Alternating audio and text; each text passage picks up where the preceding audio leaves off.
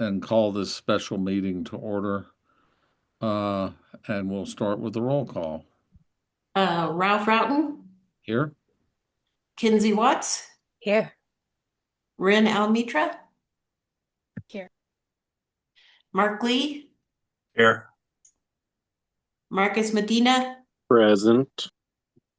Neil Minch, excused, Yes. Peter Summers, Here. Jason Wells. I would expect that he'll be here. Okay, so we'll just note when he joins. Yeah. Lizette Casey Here. and Gerald Mitchell. Gerald is We'll, not. Hmm? yeah, we'll if he joins, we'll note it at that time. Yes. Okay. As for replacing tonight for as alternate for Neil Minch, I would like for us to designate Lisette Casey. If we could get a motion to that effect. I move that we have Lizette Casey as the voting member or be active for the purposes of voting for tonight's meeting.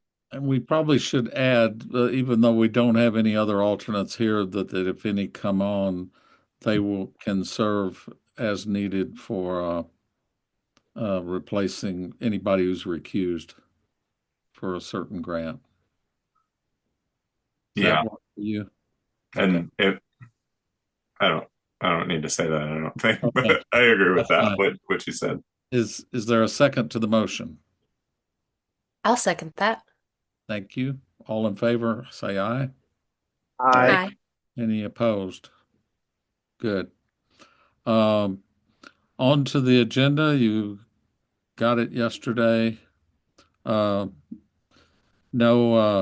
changes to it. So is there a motion to approve it? I'll move to approve the agenda as it is. Thank you. Second?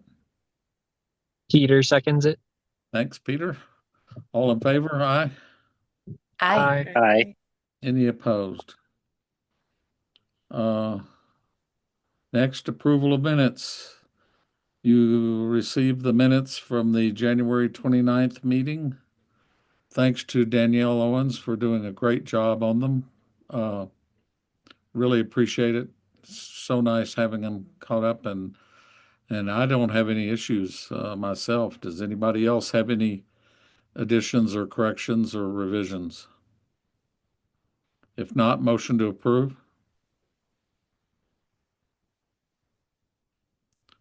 Don't everybody speak at once. I move to approve the January 29th, 2026 minutes. Thank you. Mark, second? I'll second that motion. Okay. Thank you, Marcus. All in favor, aye? Aye. Any Aye. opposed? Think we're good. Please let me know if either Gerald or Jason comes on, because I might not see it on my laptop here. Next, public comments not on the agenda. Does anybody have anything to say? Up to 3 minutes. If not, that's fine. Next, reports. City staff report. Rebecca Davis. Becca. Okay, so in your packet was the financials for the match board through December. So we finally got in the December sales tax and I did enter it in. And if you're looking at the top line where it says sales tax, the 5, that's what I call it, it's tier 1. I like distinguishing it by saying the 5 because I can possibly get tier 1 and tier 2 confused in my head. So I had budgeted that we would receive 270,600 and we got 282,602, which made me very happy. And for the grants, which is the tier 2, I budgeted 139,400 and it came in at 145,585. And that's always my goal, that I don't budget over, that I always budget a little under. So if my budget is over, then I've messed up. But uh so what this means is that we can safely spend what I've put in the budget for the grant awards of the 162,675.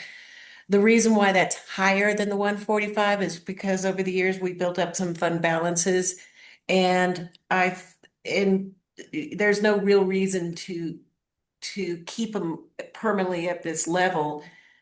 Uh, this way we can we're spending it down about 50,000 a year from what it is.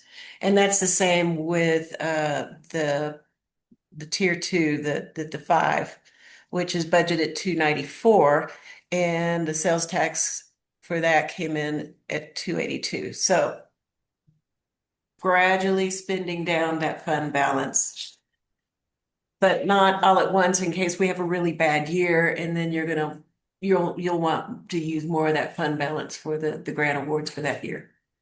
And that's all my report, is that it came in well. So we're good. Well, that's extremely encouraging. Thank you, Becca. Appreciate it. Good to hear.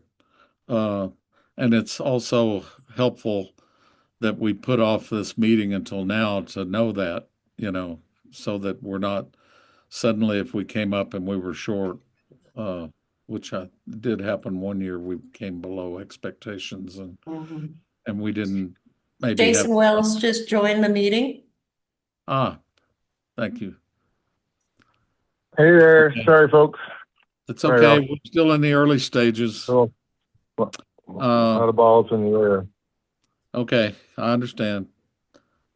Next report from our city council liaison, Judith Chandler, and also Thank you. Mayor Pro Tem. Oh, yeah, that too. Yes, good evening, everyone. It has been a very busy week, so I'll try to get you caught up real in short order. Monday, we did the ribbon cutting and official reopening of the pool and fitness center. So it's really beautiful over there. The weight room is great, and they have a beautiful new dry sauna. So go check that out. On Tuesday, City Council met in work session, and there were two issues, but the entire evening was devoted to fire safety, and we approved 4 additional sirens to be included in the 3 sirens we already have, because we don't currently have gateway to gateway emergency sirens that everybody can hear. So we did approve that. We approved the wildfire mitigation assessment proposal, and there will be 2 ordinances coming to council in the near future. One, the Colorado Wildfire Resiliency Code adoption, and the 2021 International Fire Code. So it was a really good evening to discuss with members of the fire department what we were doing now immediately for fire mitigation and what our plans are for the future. Let's see, on what's that, Tuesday, Friday the 13th, there is a community meeting at the Manitou Springs Elementary School at 5 p.m. It is hosted by John Weiss, and the topic will be ideas for the Penny Arcade. And I talked to him today, and he did mention that there's some discussion floating around about acquiring Tubby's Turnaround and turning that into a small grocery store. So those will be discussed on Friday the 13th at 5 p.m. From 6:30 to 8. Following that, there will be refreshments and networking and discussion at the MACH on that issue. You probably already know Saturday is the Mumbo Jumbo Cook-Off and the Carnival Parade. So please come out and enjoy that and all that festival has to offer. And it's also Valentine's Day. So happy Valentine's Day on Saturday. And then lastly, on Sunday at 5 p.m. at the Carnegie Library, the Metro District will host an open meeting and discussion. I believe that's being led by Mr. Shemi Shlomo. Again, that's at 5 p.m. on Sunday. And just as a gentle reminder, City Council did pass a resolution supporting the dissolution of the Metro District and did pass a further resolution agreeing on an employee parking benefit program. So if you're interested in those things, you can reach out to me or your ward representative. And I think that's all I have. Okay. I'm sure we'll be hearing more as we go, but thanks for that. Let's move from there into business, and the first order of business is a status report on what will be numerous things from me. And this is in no particular order, but first of all, related to grants that were not certain status. The second grant request for Indigenous Peoples Day weekend, that was for $7,700 from Sherry Nicholson Perry. And a number of people have, expressed wondering, what was the deal, because we had two applications for one event, the Indigenous Peoples Day. I can finally give you an explanation because I've talked to Sherry Nicholson Perry as well as to Manny Polito from the organizers who have been running the event for the last few years. Apparently, the organizers from the last few years and Sherry Nicholson Perry had a conversation some months ago, and they led her to believe that they were not going to come back and do it again. So she went ahead and thought that it was, on her feeling, trying to save the event, put in the application. They didn't know she was doing it. She didn't know that they actually decided they were going to do it for one more year. So we had two applications that weren't really competing against each other. She wasn't trying to undercut them in any way. It was just two ships sailing on different courses, and they did not communicate. And that time of year, they're not putting that event together. So I understand. But anyway, she decided to withdraw her application. I got an email message from her indicating that much. She is pretty much expecting that she's going to try to take over the event next year. And John Graham, as well as Manny Polito, have both indicated to me that this will be their last year of running the Indigenous Peoples Day weekend. So that clarifies to me everything that we kind of needed to hear, and probably removes what could have been. We didn't know, but now that we do know, it's clear cut, and we're down to one grant request, which is the same organizers and the same event as recent years, and they requested the same thing as the last 2 years, $6,000. So anyway, that's the explanation there. I also feel like I'm sorry, what? It's Jason here. Can I just ask a kind of a technical question? Yeah. So on this one, and I guess all the other ones, I think we've already determined we're ineligible, or maybe that's not a determination we get to formally till tonight, but is the amount requested being adjusted on the website as these things get fleshed out? We've just changed their status to withdrawn. Kinsey has done that, but that does not remove the money from the initial requests. What?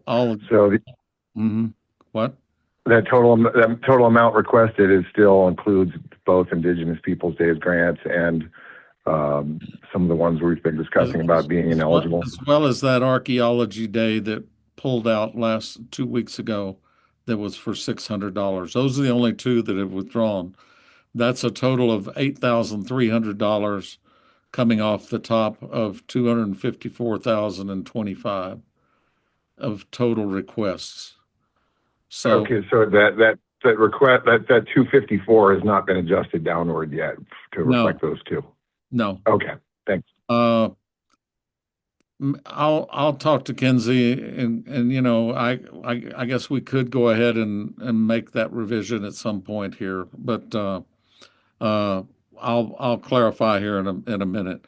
We also had two grants that were left over from last year and got extended into 2025, and we haven't talked about them.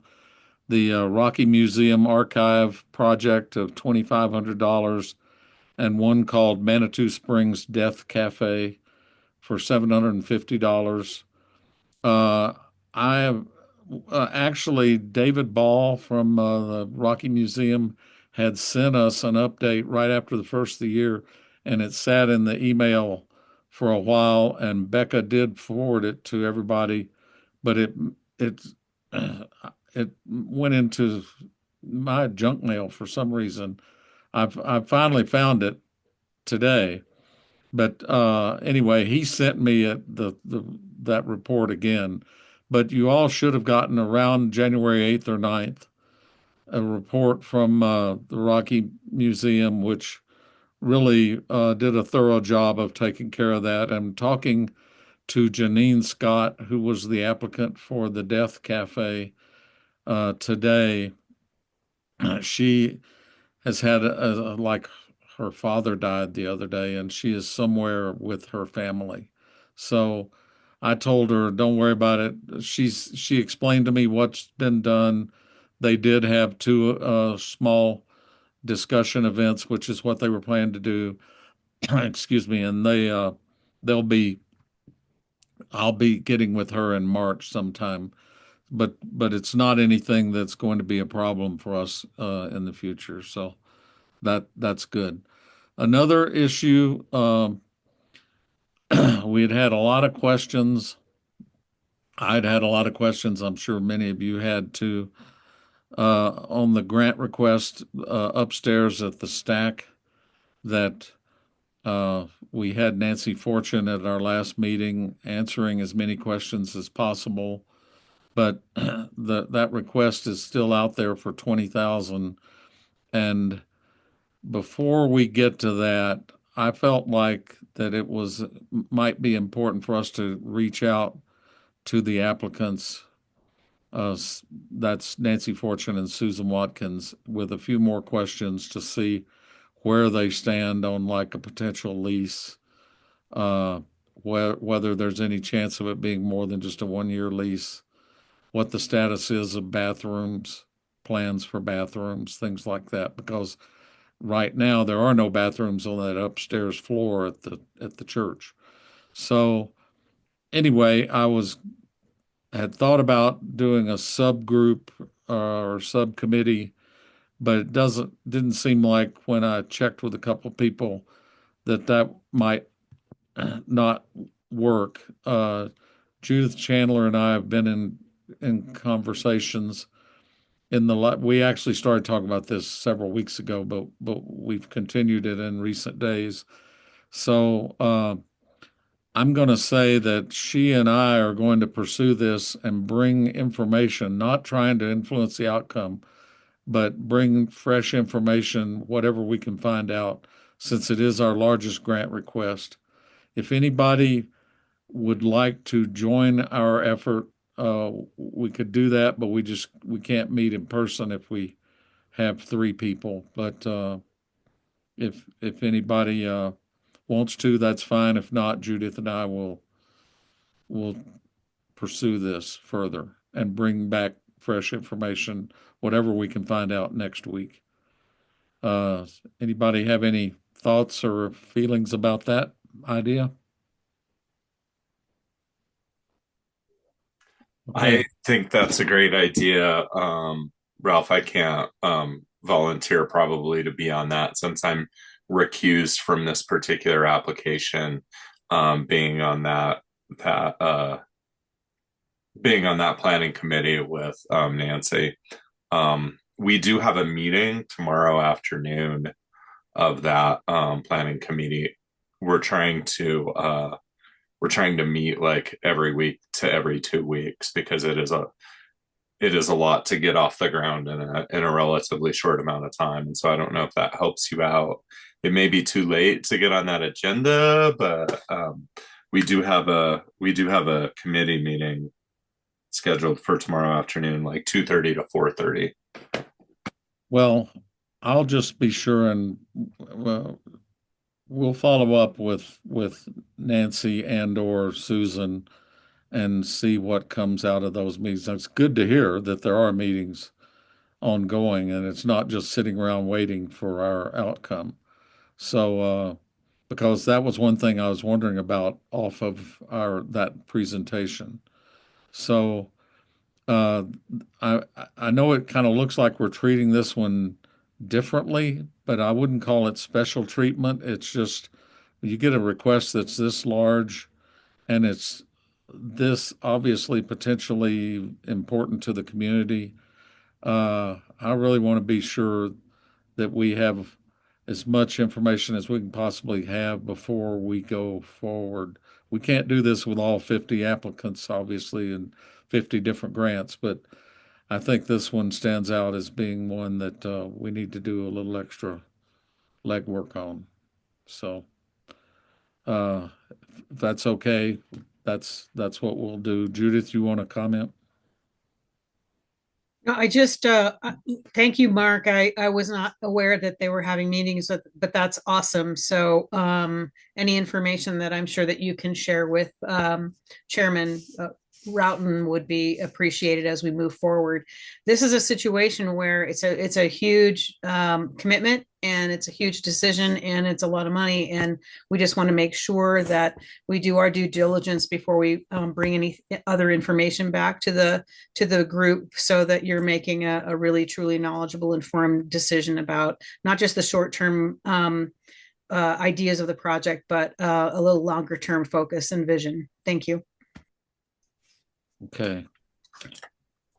All right. Another item, as you should know from looking at your email of the last since the last meeting, I sent an email to the board with kind of an update on the situation, but also with uh, files from myself, Neil Minch, and Peter Summers with 3 different ways to approach how we've gone about in past years and how we are starting to go about now individually in thinking through how we could get to the end of this process and making the hard decisions that need to be made. I didn't want to say, I said it in the message, but I want to say it here. None of that was intended to drive any outcome. Those were our opinions, and you can see from some of the comments that were on, particularly for Neil and myself, some detail that maybe it would have been better if we just had numbers and not that. But I don't. It's okay because we're going to talk about them anyway, uh, and I don't feel violated or anything. I just wanted to try to get it out there to help people along because I've found that even when you've done this for a few years, it's almost like reinventing the wheel every year, and certainly that's the case here again this year, where we've had we had fewer applications. We probably had a higher overall quality of applications, but from what I've seen, the ratings from the board are considerably higher than they were the last few years. Just to give you an idea what I mean by that, we had last year we didn't we had something like uh, 20 grants that were rated under like 6.0 by the for the all board average, and that made it a lot easier when we were deciding, well, maybe we need to just reject some of these applications. Uh, Last year, we didn't fund any regular grants that were under 5.25, and this year, that number is going to be higher than that. Uh, we'll just see. But just to let you know that we've had to reject applications every year. In 2021, we rejected 16. In 2022, we rejected 12. In 23, we rejected 15. In 24, we rejected 12. And last year, we rejected 11. So we've been 11 or more, but actually usually more like in the 12 to 15 range. Now, I will say that that was based on having closer to 60 applications than 50. So with fewer applications, uh, again, we've got a lower percentage of grants that you would just kind of easily say, well, this one just doesn't match up to uh, what we're expecting, and maybe they're going to need to try again the next year. But anyway, all that said, we've got 41 regular grants left to decide, totaling almost $241,000 in requests. With the mini grants done and with these two withdrawals now, one mini grant and one tonight, we have about 85,000 still left to cut from the proposals that are in front of us in order to reach the target. It is a little tougher to just base it purely on grades because the grades are higher, and we can't just say let's just do what we did last year. Uh, I can tell you that last year. Okay, here's a fact that I'd put down to mention if I could. Last year, for that all board rating, which I don't know about you all, but I enjoy having that, and I really appreciate that Kinsey this year added to the fraction, the decimal points, breaking down even further the grant rating so that we can tell the difference between a 6.9 and a 6.7. But last year we had 20 grants that were under a 6.0. This time we have 11.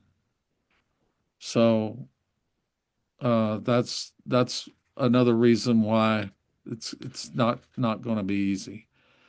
On to the process, the second item on the agenda, discussing the process of reaching our target. Tonight we start making those cuts.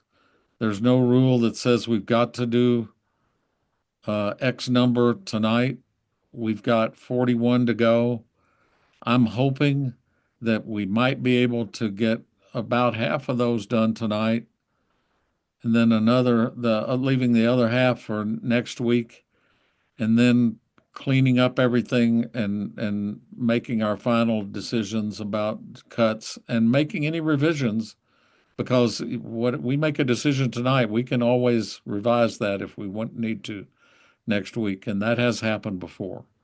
So don't feel like that if there's a grant that you feel is being treated unjustly, for better or worse, that tonight is the final decision. More than likely, if a grant is rejected tonight, it probably won't come back up, but there's no rule. It could come back up if somebody needed to. So it has worked before for us to kind of start at each end of starting with, to build some momentum, but also to try to narrow it down when we get down to those last 20 or so grants, of knowing how much we really have to deal with. So I don't care which way the group prefers to go, is fine with me. If you would rather start with possible rejections, or would you rather start with some that would be fully funded? And Kinsey's sharing the screen. Kinsey, if you could make that be all board average, yeah, from the top, and just and not including the, yeah, you got it on regular grants, so that's good. I will tell you that I had filled this out and had prepared a kind of an order to go by, and then several people have been doing some late ratings. So I've got a list here, but I'm going to try to go by the list that's up on that screen. If you want to go from the top down as far as ratings go, uh, can I get some input from the board on what you would rather do? Would you rather go from the bottom up or the top down? Hey, Ralph, Jason here. Do we need to dispense with the question about the potential ineligible projects before discussing how to tackle the ones that will be left after that discussion? Uh, the Seems to me having that discussion on the front end and dispensing with the ones that are not going to be determined eligible would make the most sense before. Well, the thing is, we had some that were questionable, but as far as pass-throughs and the paperwork part of it, everybody had pretty much clarified their situation enough that I don't see that any of those are for us to take up now. Where Okay. what we have is a number of grants that didn't do a great job of doing what we've asked, specifically in terms of site location, but also in a handful of cases, budgets that are pretty much non-existent. I don't know if you would call those disqualifying or making them ineligible. Uh, I think I would prefer kind of to take them up as we come to them at this point because there a lot of people saw through that and it's going to shake out in the ratings, the lower ratings uh, anyway. But I personally, do you see something, Jason, that you think? No, I guess I'm just going to your agenda on the status Yeah, report and grants in question or withdrawal. And I guess if the in question is going to shake out, like you say, in the ranking process, and there's nothing that you deem potentially ineligible, straight out ineligible, then yeah, I would be in agreement then. right. In terms of pass-throughs and we had the one grant I should have mentioned this. We had the one mini grant last week for the direct mail thing that was Shanti Toll.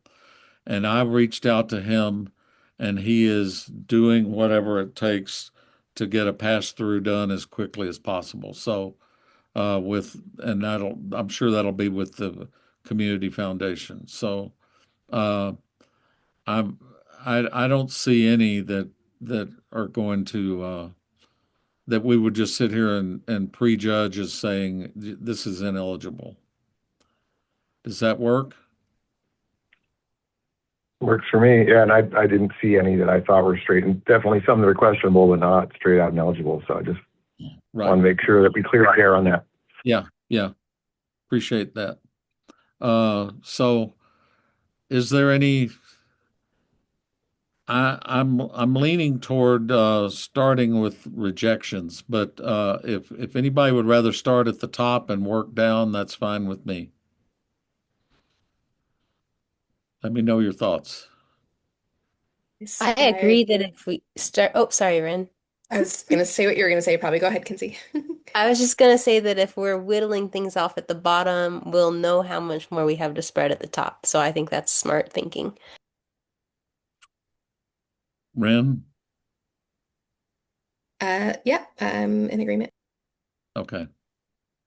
Um, there's no easy way to do this, and no set format, but I'm going to bring up the grant, ask for conversation. If we don't have much conversation, if someone really feels strongly, particularly working up from the bottom here, that something is worth at least partial funding, this is your time to say something because uh, the ratings themselves make it, you know, make it a tougher case to make. So let's start with and then if with each grant, if there are any recusals, please go ahead and say so again, even though if you've said it before, and that would be the cue for Jason to vote. Jason, we did that before you came on, that you're the alternate for recusals, okay? Roger that. And Lisette was replacing Neil tonight, so she's voting on everything. Okay. And Ralph, if I could, I was just going to get out in front of things calendar-wise. I'm going to be unavailable on the 24th, so I might as well just throw that out there now. So if there's any further... Okay, you mean the 26th? Oh, I'm sorry, the 2026, yeah. Okay, well, Neil will be back. I'm leaving town. Okay. So, but thanks for letting me know. Okay, let's start from the bottom of the ratings then with the Blair Human Experience Visual Album Part 2. The rating for it was 3.86. I don't want to be the one driving all these conversations, so anybody want to say anything positive about this? Like if you know something about it that some of us don't know that might influence our feelings. As the person who's going to be taking the notes on why we rejected things, this is going to be a speed round for me. So I do need feedback of why no's though. Okay. Okay, does anyone want to say anything as to why you put a lower rating down? Yeah, Yeah, go ahead, Mark. I've got something. One of the things that I look at personally in terms of impact is how many people it would impact in the community. And it does seem like this is really something that like doesn't really bring necessarily anyone inside of the Manitou Springs community. And so for that reason, I would rate the impact as fairly low on the community. Does that make sense? Yeah, just the public benefit being limited. I agree with that. That matches with some of how I rated impact. And I would add that the budget was another one that I rated pretty low on this one, especially considering it seems maybe like a one-person project, but then to still list, I think I would have hoped for a lot more in kind, I guess, probably for something like this. And it also does kind of veer closer to the helping create an end product like an album or an inventory like we've veered away from in the past. I would say this is real close to that for me.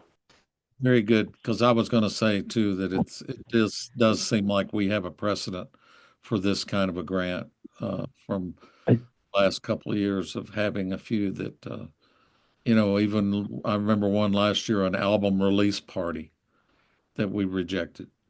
So it struck me as being more of someone trying to kind of jumpstart their own career or their own professional success, and that's admirable, but this is probably just not the best place for that.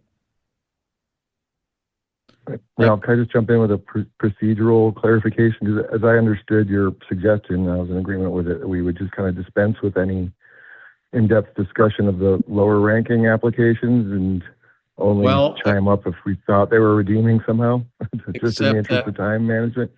Except for the fact that we had decided last week or 2 weeks ago that Peter Summers was going to take notes so that instead of coming back later after the fact and I see. Okay. Remember that? Okay. So right, just so for the benefit of the feedback of the applicants, we're going to have a little dialogue on these. Okay, I understand. Thank you. Hopefully, as we move along here, it'll get a little faster. So yeah, that was funny. I appreciate it. Oh, thanks. You feel like you got enough, Peter? Okay. All right. At this point, not hearing really any support, I will ask, is there anyone who would vote for this grant? We've done that in the past.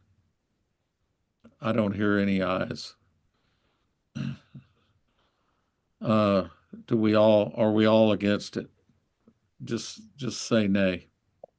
Nay. Nay. Nah. Nay. One down. The next one on this list is Parenting Village Circle.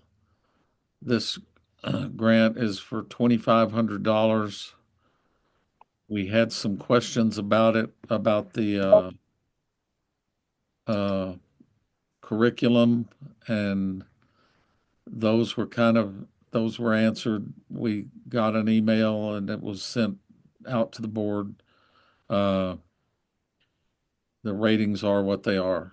Anybody want to speak either way on this one?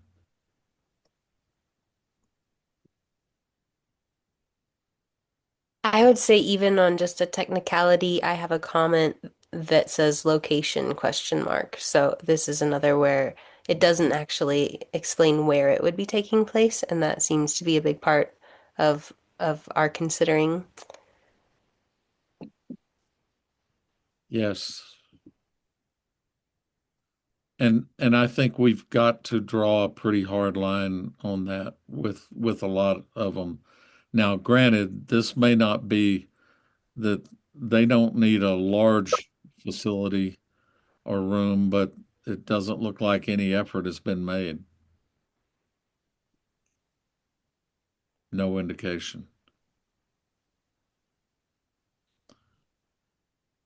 Anybody else? Does anybody want to speak for it? Peter, I think we could let that suffice for a negative. Noted. Okay. Uh, any in favor of Parenting Village Circle? All those opposed say nay. Nay. Nay. Nay. Okay. I'm going to take that as unanimous. The next grant is HEALS, which has a board rating of 4.53. This is an art project by an artist who is we've dealt with in some past years applications. Lisa Murphy Noon, I think she goes by. Who's that with the zero apparently? Is that Jason? And I believe it is, yes. Okay. Because there were some questions. I was honestly waiting for the discussion to read some of these that we had questions on that were on your bulleted list of applications to discuss. I didn't rank pending the discussion. Okay, that's fine. I feel like this request is for $6,000. I will tell you too that we've got 4 different applications. I don't know if you all noticed that came from the same email. So we'll be talking about this person more, and I don't know who it is, but if somebody knows Brendan Scott, I welcome anybody who wants to talk about him because his his name is on one application and his email is on like 4, and they're not small applications. I do know who he is. I don't know him that well, but do you want to know what I know, or what was the question about him? Yeah, I mean, how connected, involved has he been? I don't remember him from the past applying for grants, so I just don't. He's new to Manitou. I'd say about 2 years. Lives on Waltham, and he's an artist. He makes Um, does some art there at his house, and he's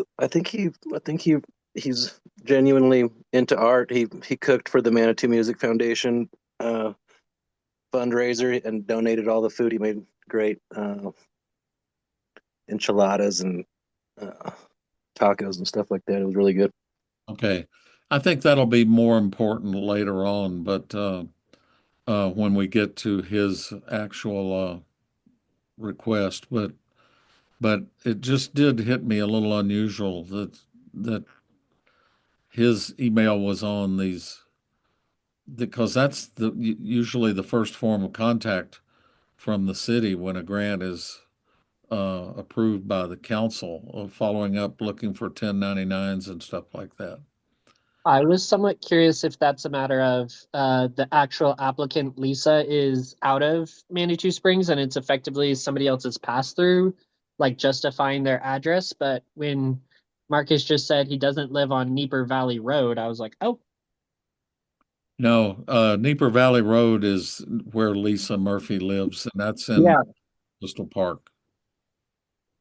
Yes. Does anybody else have any comments? There, we've got location site issues. There's no mention of location for any of this project. Wasn't that on her property? Uh, Um,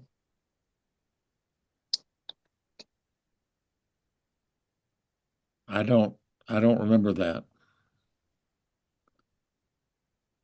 I scanning. also I do also think it's worth bringing up that there was an application last year that she had that we partially funded and that she never responded to any of our emails of to whether or not she would be able to do the grant with partial funding. And we wound up treating that as that she did not accept the grant. It doesn't Hey, have Ralph. a notation. I think it says of the city's choosing in there in the middle of that third or fourth, describe the program. Yeah. Okay. Jason here. Can I chime in? Can I chime in with something? Please. I'm not sure if we've had occasion to discuss this, but Crystal Park residents have Manitou Springs mailing addresses, but they're not in the city proper. Have we grappled with how to handle that? I'm just bringing it up because it's a great example. It is a accurate Manitou Springs. It's not a fake address, but it's not within the city limits. It is an unincorporated El Paso County. Have we determined whether we consider those eligible or not?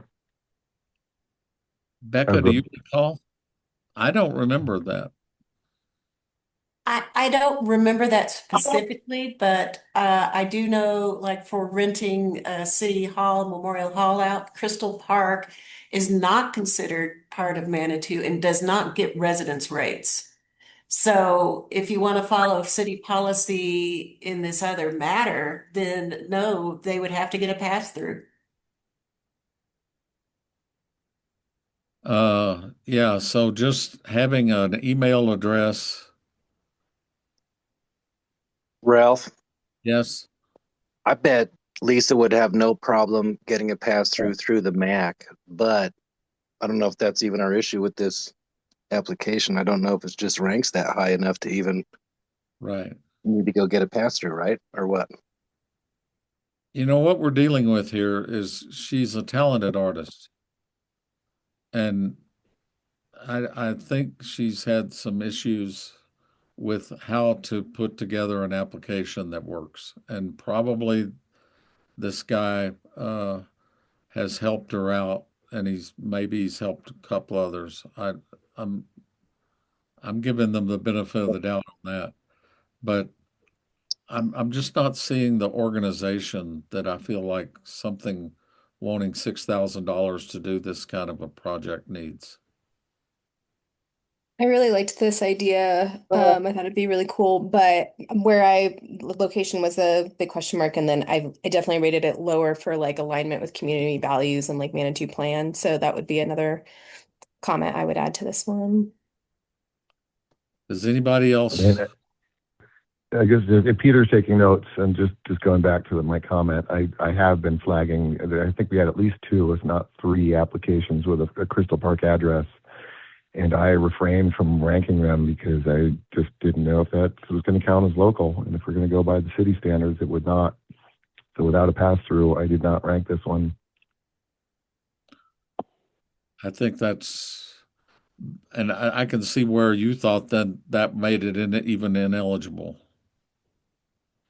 That's something that I would say that we've got to make clearer for applicants in the future.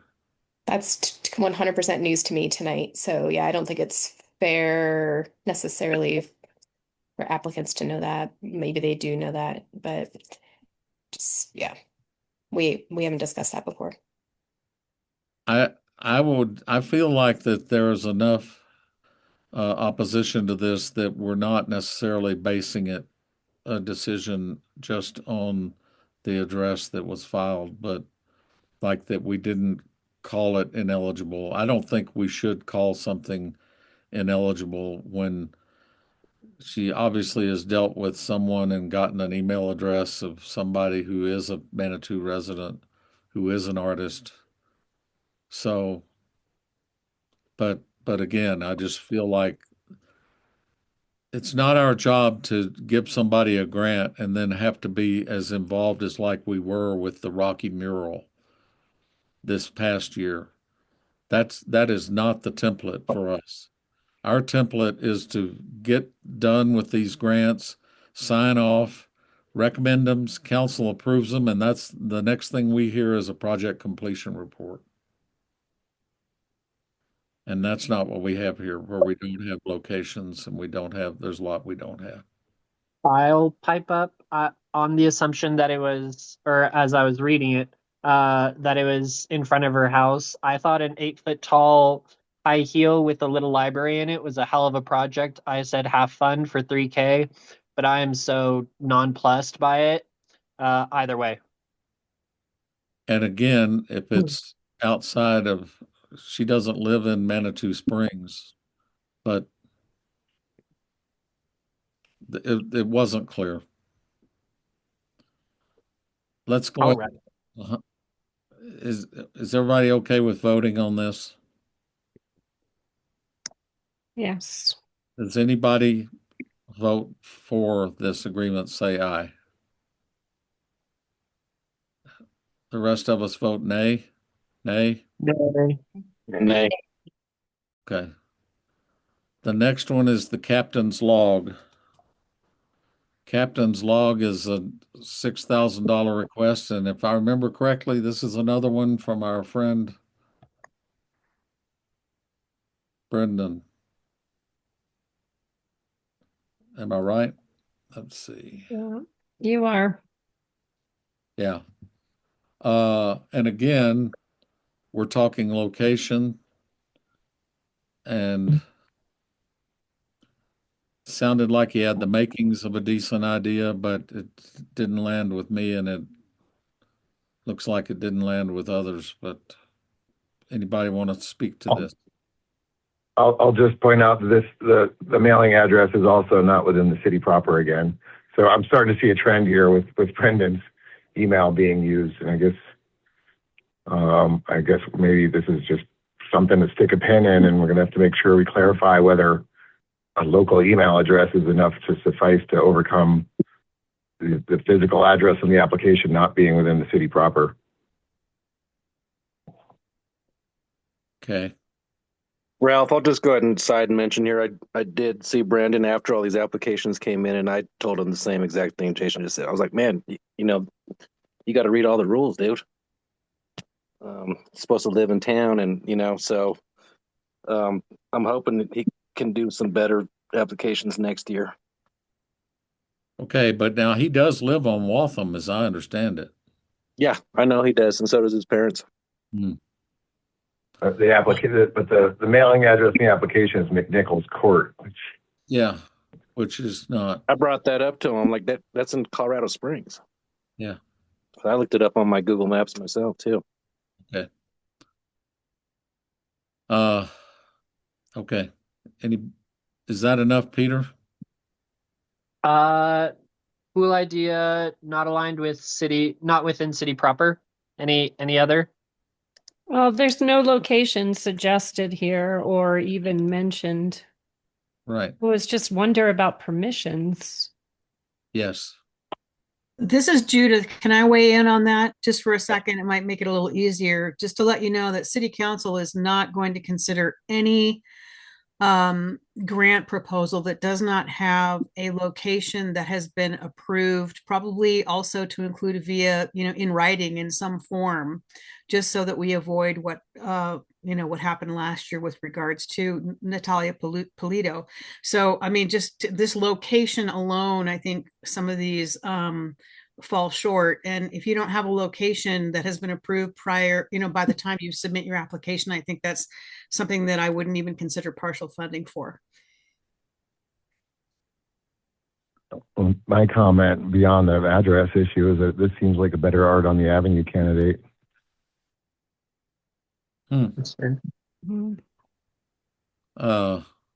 We could put that in the feedback of feel free to apply to Crane for an Art on the Avenue location.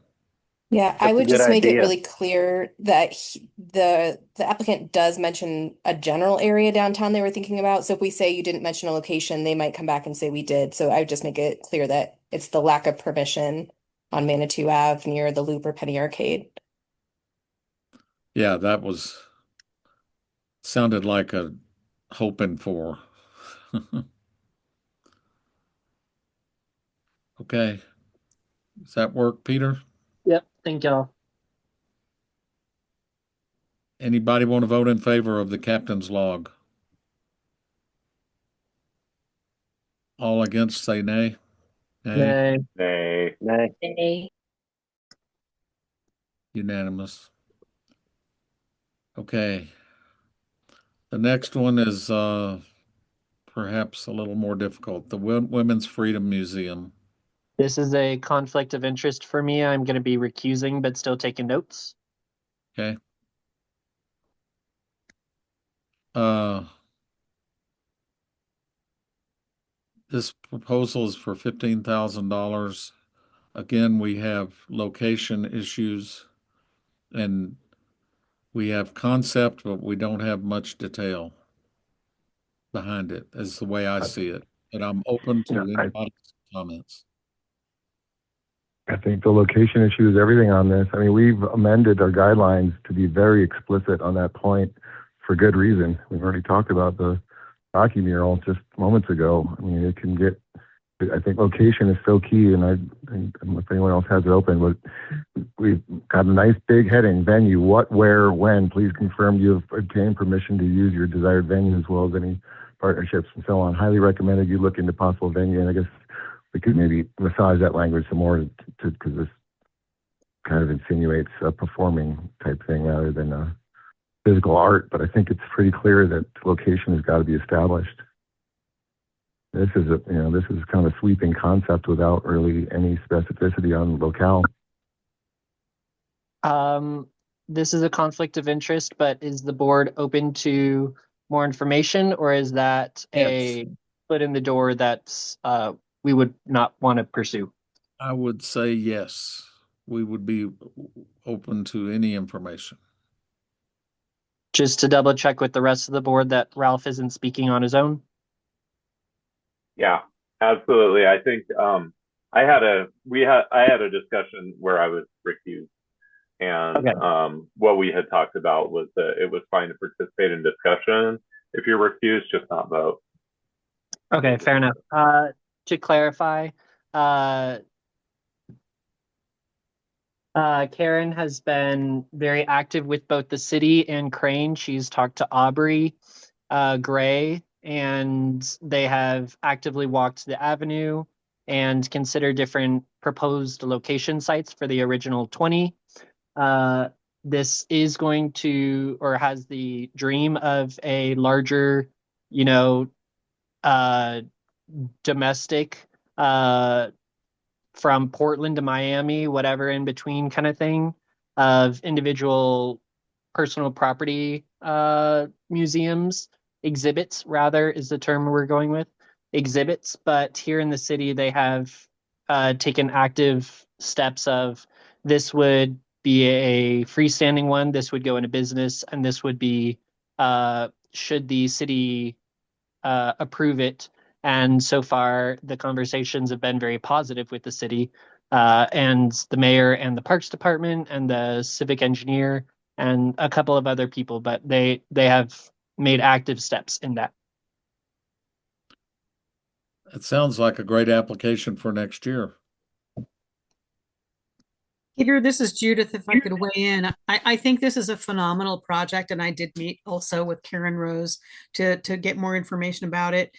But what I'm concerned about is for the 20 installs, she would, in my personal opinion, and I'm not trying to influence anybody's vote, would have needed 20 separate, distinct permission acknowledgments in writing for each single install. So if you want to, if that, if whatever decision the board makes, if you're giving her feedback, that would be one thing I would consider telling her.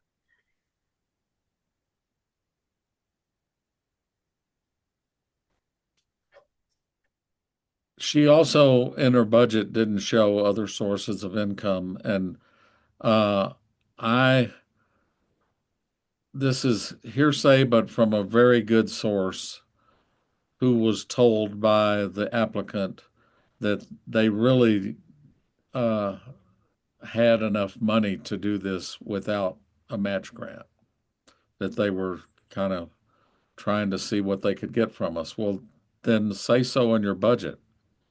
I mean, the budget makes it look like we're the only source of revenue, and that is that sounds like it's somebody who doesn't understand the process. I feel like Anybody? did I perhaps see something on Facebook about this project recently, like kind of advertising it? Probably Yeah, did. Yeah. Okay. Okay. I've seen it too. Mhm. Anybody else? I This don't. one's hard. I really like the project. It's not too far from the 20,000 requested, for the community center, and we're really being diligent about that one. So I mean, it sounds like it's a non-starter if the city council's not going to approve it, with our recommendation. But I'm very excited about it generally. And I feel that way. As far as the concept goes, sure. I just feel like that there's so many loose ends here that it makes it hard for us to jump all in, and not to mention the location stuff. Uh, Just a quick comment. I'm just starting to like put some things together, and I feel like she spoke at a women's club meeting, maybe last month. She did. And I may have put my name in to be a maker for one of these things. So I don't know if that I should recuse myself because of that. From the vote. Yes. Sorry, I just didn't even think about it until just. That's fair. I think we should probably have a roll call vote on this one, regardless, just to make sure. Yes. This is one that I'm inclined to. I mean, I understand the technicality of the issue with having location permission, and I know that like rules are rules for a reason. However, I see this as different from the other one single art installation that does not have a home. I see this as like different in character than those. Just because it's a distributed project, and so having a single location for a single large piece of art is not the same concern as what we're talking about with this project. To me, this is one, and I this seems to have a ton of value. It checks the boxes for community impact, alignment with values, and those for me. The 15,000 is difficult given the landscape that we're working in and the total amount requested that we have. This is one for me where I would definitely vote for partial funding for what it's worth. So I think that this could be a good opportunity to say something like, maybe here's 5,000 and come back to us next year, or look at, or talk to Crane or whatever else you can do to see the project through. I would think that I've had similar thoughts, Mark. I was thinking that if we had enough people feeling strongly about trying to keep this thing going and give it a chance, that maybe the answer would be a $5,000. I don't think calling it seed money would be exactly right, but a $5,000 grant that I think we would need to be specific how we would want it used, not just thrown into the kitty, but uh, that would be a signal then of support, but that we really feel like they need a lot more of these details and to follow our guidelines in order to get a full funding for a future proposal.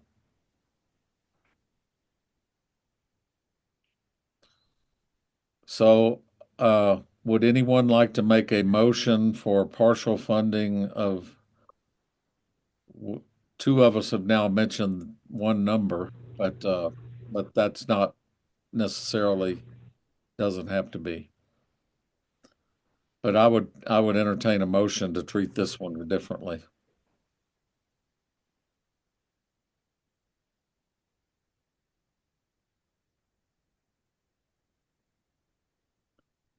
Okay, Ralph, I guess this is Jason here again, and I do, to kind of play counterpoint to Mark's say, I think location, I've just seen so many, not just with our program, but other grant programs where location does become an issue. It's not a minor issue where people go after projects or concepts and are awarded funds, and then only to find out that either the municipality or the public landowners ultimately throw up roadblocks for one reason or another. And I just think it's something we shouldn't take lightly. And I'm learning now. I think the concept is to have these displays all on private property, but the application itself doesn't make clear, I don't think, unless I missed it, whether it's all public or private or a mix. And I think it's just really important for us to continue to emphasize the importance of making it real clear that not only what the location is going to be, but that the proper permissions have been obtained. That said, I'd be willing to vote in favor of partial funding, assuming that one of these 20 locations, or a couple of these 20 locations, are on safe ground. But I'm thinking more along the lines of 20%, which would be 3,000. So I guess I'll make that motion to fund it to 3,000, which is 20% of the ask, in good faith that at least one out of 5 locations will be safely secured. But I think we need a lot of feedback that for successive rounds we need a schematic or something and evidence of permission. This is Judith. There's a motion on the floor. That was a motion that Jason made, so it either needs a second or a right. Before reject. we go further, is there a second to the motion? I'll second Jason's motion because that was closer to the number I was thinking in my head. I want Manitou to have more women things, more Black, Indigenous, people of color. We need more of that because we keep talking about how diverse we are, but we need to get diverse and make sure we got all that stuff going on. Okay. And but this is just, for me, just feels like a good idea. And I mean, with 20 of them out there and not knowing where any of them are at, or I think I need more details to really feel it is a lot of money, $15,000. is a lot of money for a potential good idea that could run into a lot of roadblocks throughout the whole year. Okay. So I'm going to second That's a Jason. motion and a second. Or is there any further discussion? This is Judith. I just wanted to just mention location again. I don't mean to be harping on it, but it's really important that if you're going to set a criteria, that you're also setting a precedent. So if you're going to reject some applications because of lack of location primarily, and you're going to partially fund this one that really needs, it looks like via the grant, 20 locations. I just want you guys to be careful. I love this project. I hope it gets off the ground, but I just think that just consider the precedent that you're setting. So that's all I have to say on that. And I'll just jump in with what I was going to say. On the same lines with location, it's difficult for me to really gauge my impact score if I don't know where those locations are. If they're, I don't know, closer to the main road or where people might be walking by them, that gets a higher score. But the not knowing just makes it kind of hard to judge in general and does, like Judith said, go against our current standards. And if I'm doing the math correctly, like if we're kind of breaking down per box, I think 3,000 would fund like 4 boxes if that's how it kind of gets. I don't know, maybe that's not the right way to look at it, but just throwing that out there too. That's exactly how I was looking at when I made the motion, because it's 4 boxes would represent 20% of the total. And again, that was kind of in good faith. And I'll add that I did rank this high because I think it's a great concept. I love it. And when you actually go to our criteria, there was no reason for it not to be ranked high. But I feel like this location thing just keeps cropping its head up, and it's kind of already bit us last year. And I'm just afraid it'll continue to do so.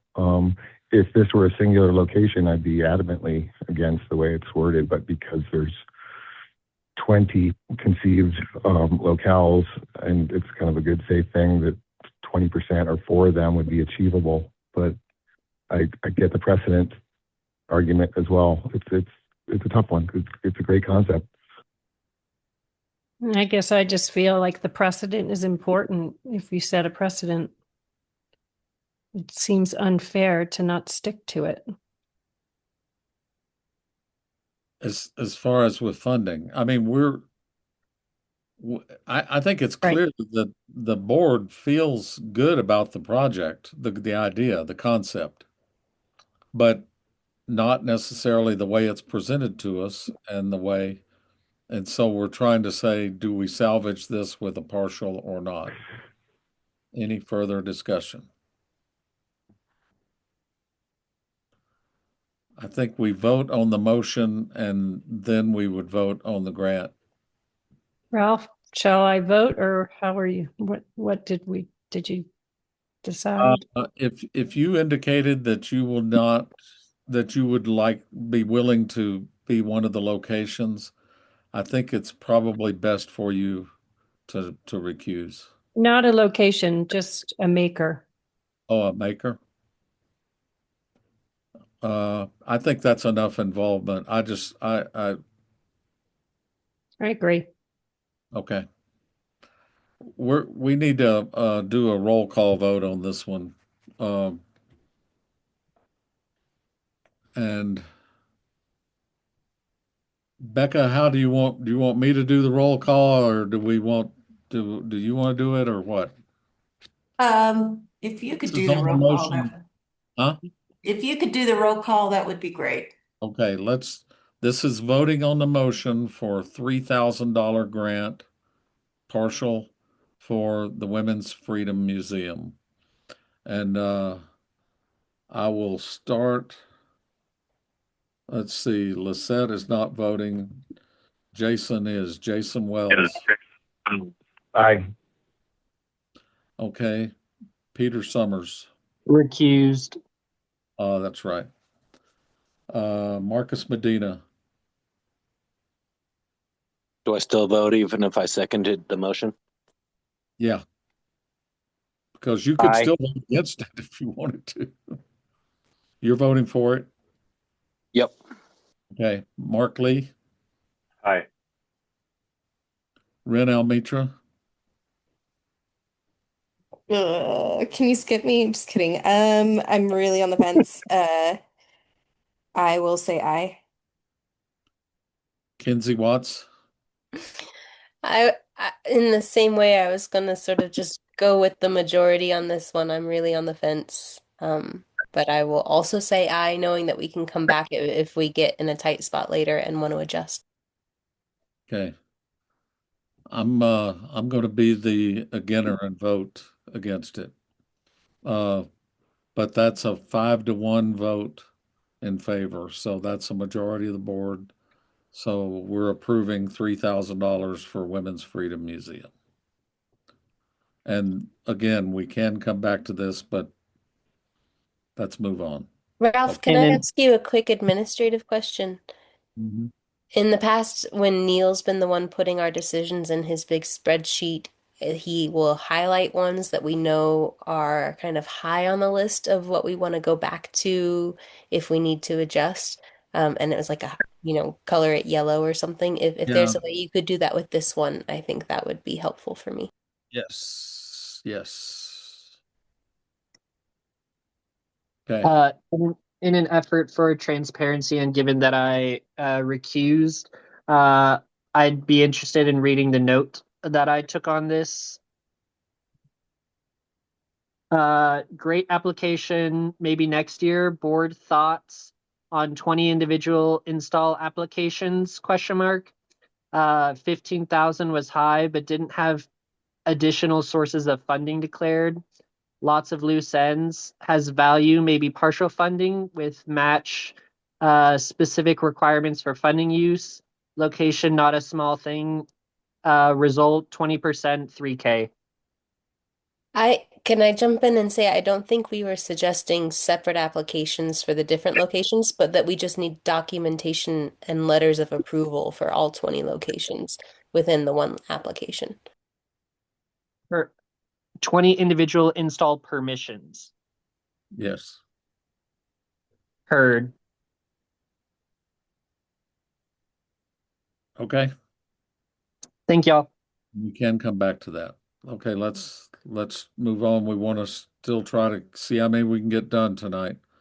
Sorry, The Ralph, it just occurred to me late. I think maybe also included in that feedback, since this is a partial funding allocation, that we asked for those permissions to be clearly established in the closeout report for the first round to come. But I really think we need to start driving a hard yes. stake in the ground and getting these things up front. But I guess I just want to make clear that we're going to be looking for those permissions in the closeout for whatever is completed under this first tranche, if that's what it is. Personally, I view this as more of really giving them like seed money and not money toward specific locations. It's more toward just trying to get their whole effort off the ground. But I added that, Jason. But this is Judith. Okay, well, Oh, I'm sorry. This is Judith. Just of note, too, this is also a Crystal Hills address application, just FYI only. But Crystal Hills is Manitou Springs, Right. I believe. Right. yeah, Okay. I wasn't sure why you were flagging these, but someone was discussing. Crystal Park. Oh, okay. I'm sorry. I'll take that back. Thank you. Okay. Okay. Let's move on to the 2027 MLK Unity Festival. $5,000 requested. This is an event that has taken place in the community before, including this year, and the applicant now is interested in taking it uh, to a higher level and asking for $5,000. Anybody want to speak to this? Either way. Well, I'll jump in and say that it got the lowest score for me on budget. We've got one line item that has commas in it for multiple items. So kind of at a start it's not budgeting. And that was my big driver. I know we're trying to be extra strict this year just to be able to consider as much as possible.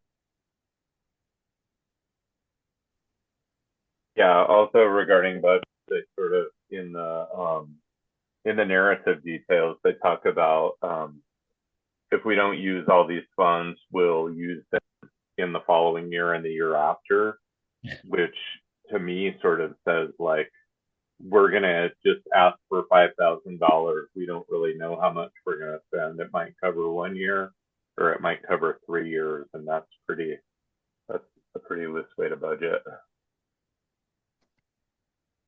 Agreed.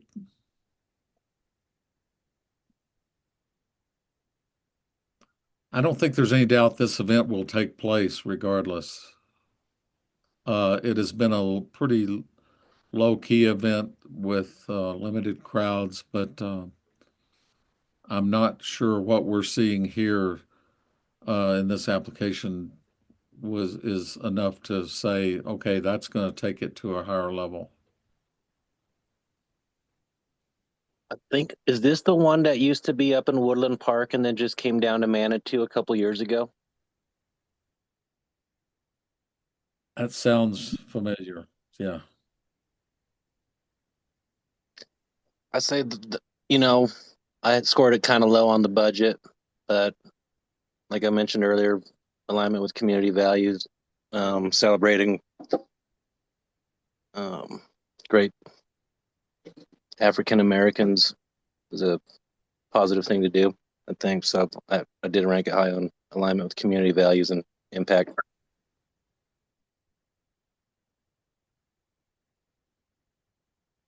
Anybody else?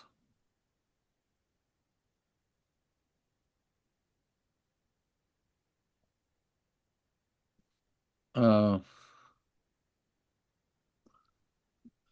I really don't see that this rises to the level of considering a partial, uh, especially when they're saying they might use some of it now and then hold over. They feel like the overall budget and financial situation is not presented well enough.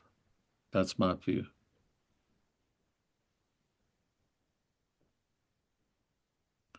Can we vote on this? Anyone want to say they're in favor of the MLK Unity Festival being I'm in funded? favor of a partial funding. I would be also in favor. I would move for either, I guess wouldn't want to move yet. Thoughts for the board on 750 for a mini grant kind of range or $1,000?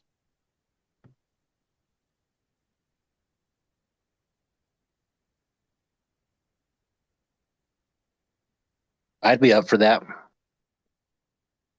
Preference between the two for an official motion? How about a mini grant? Or go ahead. I was gonna say that I was gonna be for voting to not fund, but a 750 I kind of feel like we could almost always spare. I do wonder if is that helpful when the request was 5,000? Does 750 feel like a bummer? I don't know, just throwing it out there if it's a more drastic partial than we've ever done before. Actually, no, because like with the gift bags for the homeless last year, they requested 5,000 and we gave them 1,000. Okay. Thank you. I don't think we've taken a regular grant and turned it into a mini grant, though. I don't remember us having that precedent.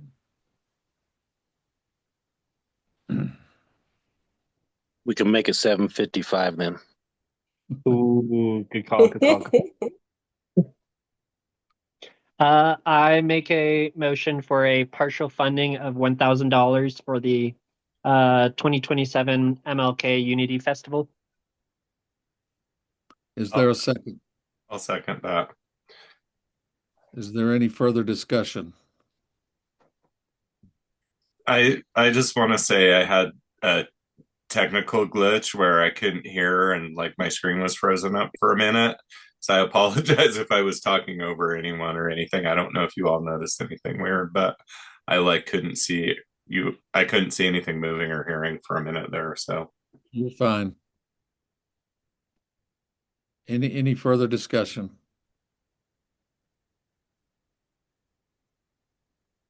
Uh,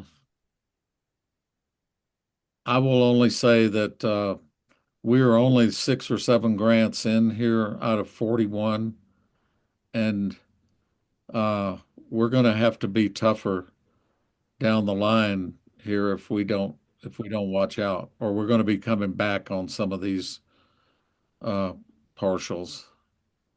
Uh, I mean, if this passes, I was going to say let's at even at $1,000 that we put a yellow on it so that we we would consider it if it came down to it, but we've got a long way to go here.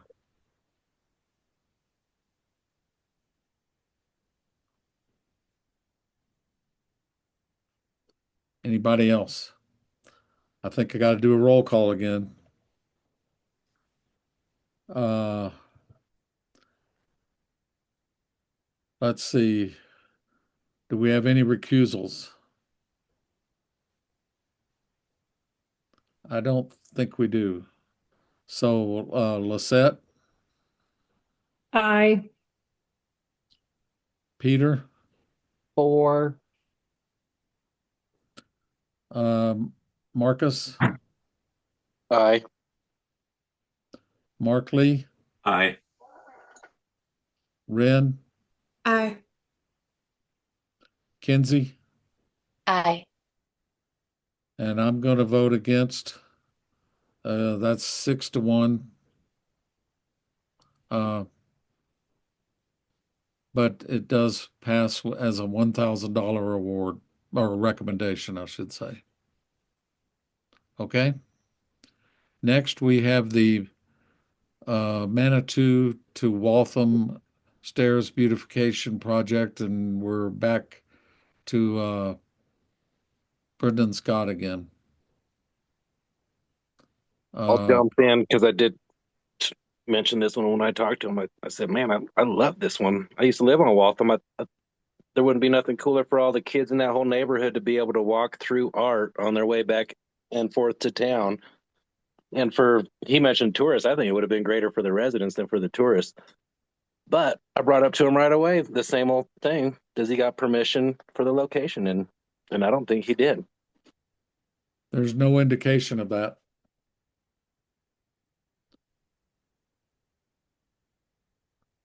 And we just, I know it almost sounds like now we're talking out of both sides of our mouth, but I think for murals, we have really got to be firm that it has to get nailed down ahead in advance, not after the fact. I agree. I don't know if I'm voting on this. I don't know if it's any recusals on this one, Jason, here. But yeah, like I said, with regard to the other one, with which multiple locations, I said if it was one location, I'd be firm against, and I am with. But I did rank it high.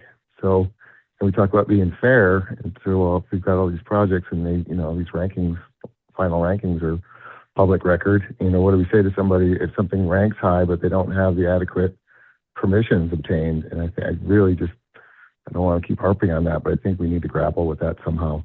And we will. Whether it's a whole new criteria or not to rank on security of location. Well, because I would be a no on this if I had a vote, but I ranked it high. So, but we're not saying that we have to go by the rankings in order to make our decisions. That's not driving our outcome. It's starting our deliberations, but it's not, it doesn't carry extra weight as a result.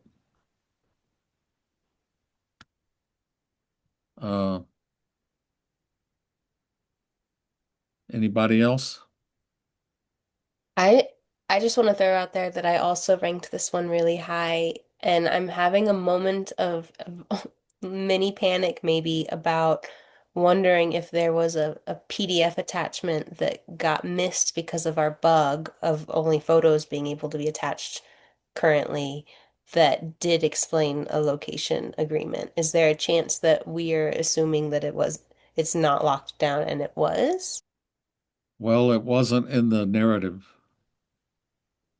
That's It was true. not locked down, and when I talked to him about it, I actually pulled up my Onyx app that shows property ownership, and it doesn't show ownership, which makes me think that those stairs are, I guess, city stairs, since it doesn't even show a property owner for the stairs. So That's I, city property. This is Judith. That's city property, the stairs. so he would have to get city permission. That does seem like a non-negotiable. That that would be worth putting in the notes.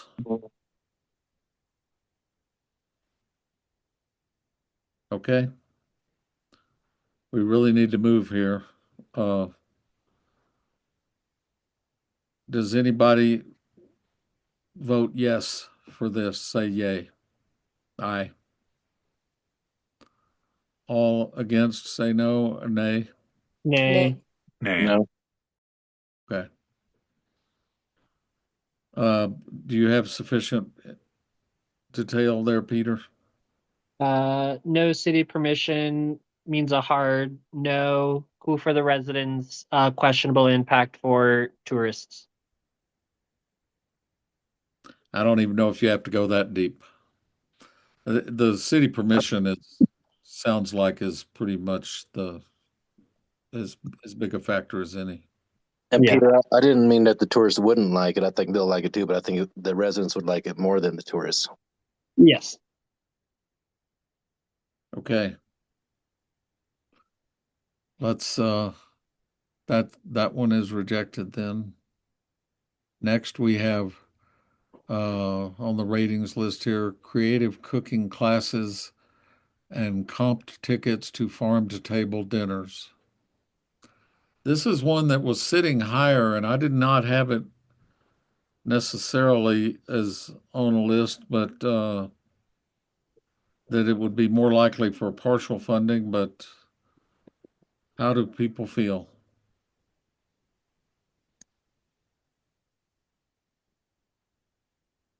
I'll own this one. I said only charging $15 per ticket while affordable. To bring in two chefs is harder for me to stomach. I said either bumping up tickets for next year or maybe this isn't the funding for match. I also had a concern about the comped tickets. I don't think we should be funding comped tickets for anything. That just hits me wrong. In my mind, the comp tickets were like maybe a cool way for residents to get in who weren't going to go otherwise or something. I mean, I know like Epic has discounted tickets for locals, um, but just throwing that out there.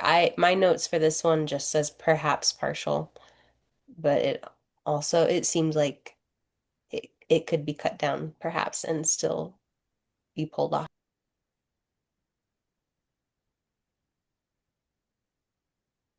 Yeah, I feel like the ticket is somewhat equivalent to us. Us what? Did you cut out? Ren? I think we may have lost her there. Are you there, Ren? Huh. Did we lose her off the call? Is she still on the? I still see her on the panelists, but I'm waiting for that to drop so I can add her back if she does. Are you talking about me? Yeah. You're back. Did Did you I? say? We didn't hear anything more. No, okay. What did you hear? You You just said said, something about the tickets and then us, and then dropped off right at the word us, leaving us all hanging and No, curious. that was it. That was it. Just kidding. I was saying that I feel like the ticket comp, covering the tickets is yet another way.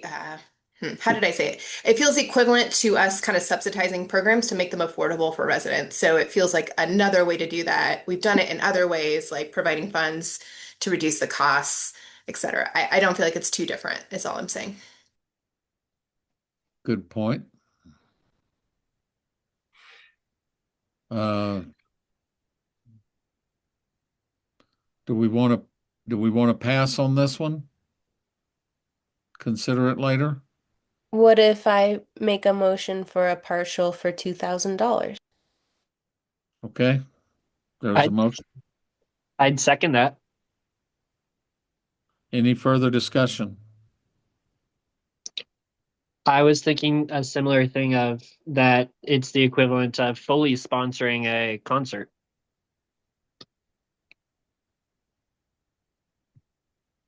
Hmm. Hmm.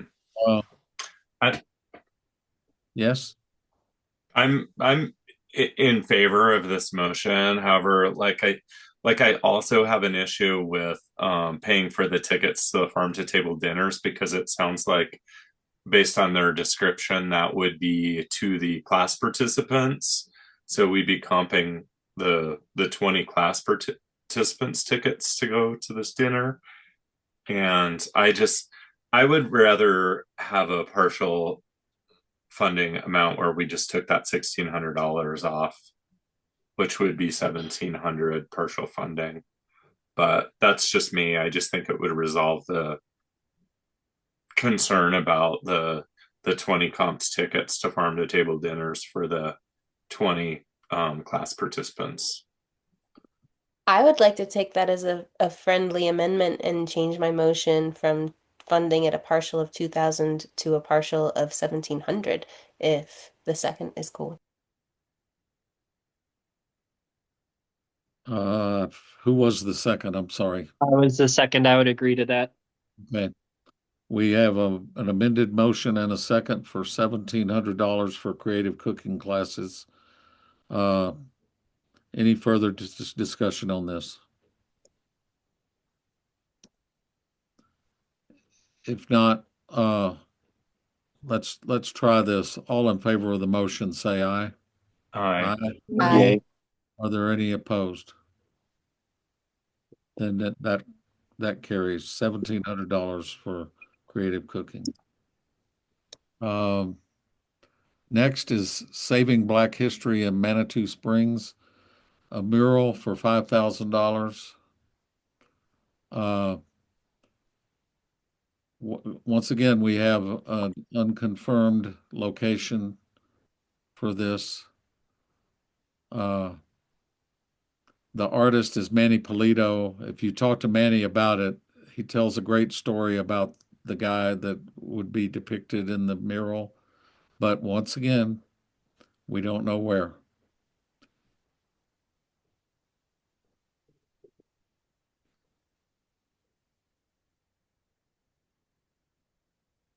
And you would think Manny should know that after all Natalia went through. Uh, it's not his application, and that's part of it. The application came from the same woman, Charlotte Rickert, who is doing the festival, even though it's not directly tied to the festival, but that obviously is kind of piggybacking on the theme.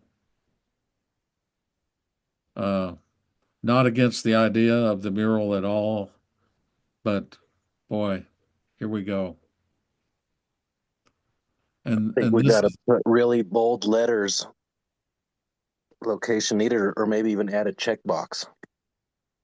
Has a location been secured? That's what I was going to say with either documentation or a drop down of location and date planned. I But have that this I in I have this in topics to discuss, just so y'all know this exact issue, because I agree it's critical, but it is pegged for future discussion.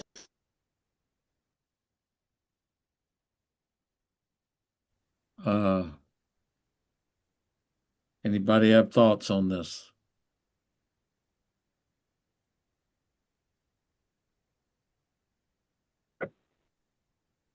I think the same proposal could come back when it's ready with a site and we'll fund it. That's what I think. But and here's something else. Partial funding for a mural like this, which is what happened to that mural last year that became the Rocky mural. That all that does is take money out of the artist's pocket. And that I don't think we want to be in that business either. Uh, I I think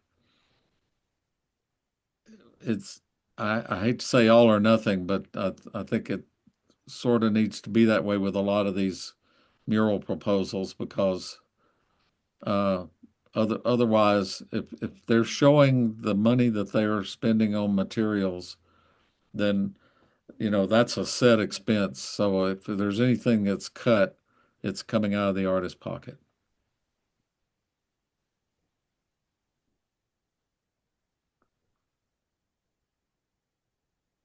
Anybody want to speak I for keep it? trying to unmute with my space bar to agree with you, and then the screen scrolls. I'm sorry if I'm making anyone dizzy. I was just trying to agree.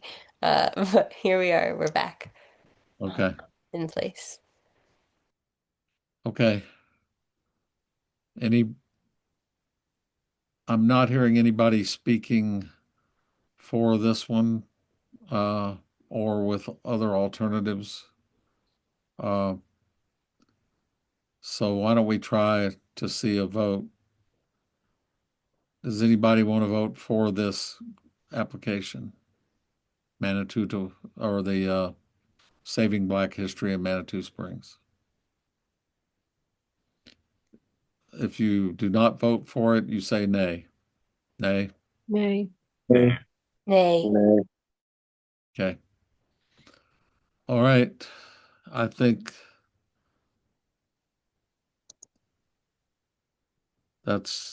that'll send a clear message there.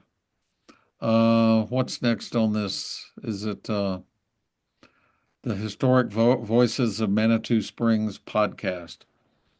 The request is for $2,500.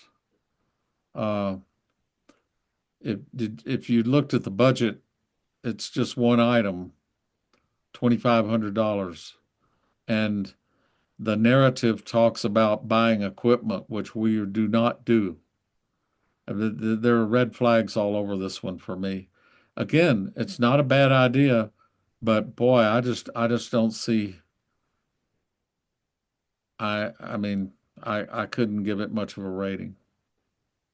That's me. Anybody else? I was going Yeah. back and Go ahead, Peter. Please. Please I go was ahead. going back and forth because Ralph and I had briefly mentioned this one that we don't buy podcast equipment, but we do buy art supplies for murals. I know that those are expendable goods kind of thing and not something that you can make money off of in the future, but just food for thought I've been thinking of. But that's equipment that can be reused for other purposes. And then who owns the equipment? That's where It's we had trouble before, is who owns it and who maintains it and who's responsible for it. That's not covered in the application. The assumption is that the applicant would buy it and own it. What I wondered when I was reading this application is if they're connected at all with the folks who are working on a podcast for the Heritage Center.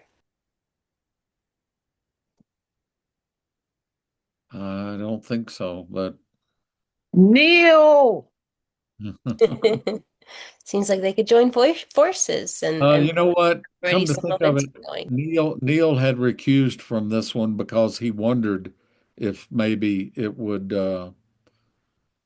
be, as I recall, related to the Heritage Museum. It says Heritage Museum in the Mm. application in Yeah. the So it organization is the artifact. same one. But he didn't know of it. And Yeah. and to be fair, Neil is no longer on their board. He's still involved with them, but he's not on their board anymore. But as I recall, he was recusing from this one.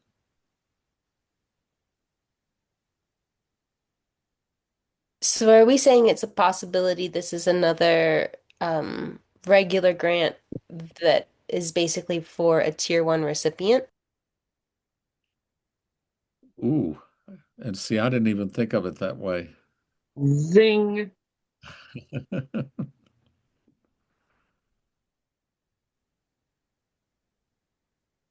Uh, that would, Uh, Hold on. Do. I think I guess I should. I don't. I'm sure other people are reading it too. I'm looking to where to see how it talks about the Heritage Museum. Like it talks about his background is that he does work with Manitou Springs Heritage Museum or has experience with them um, and ongoing collab with Manitou. Yeah, interesting. Okay. It feels a little less direct than the other one had a few years ago, but I might be reading it wrong. I just the budget itself just stopped me.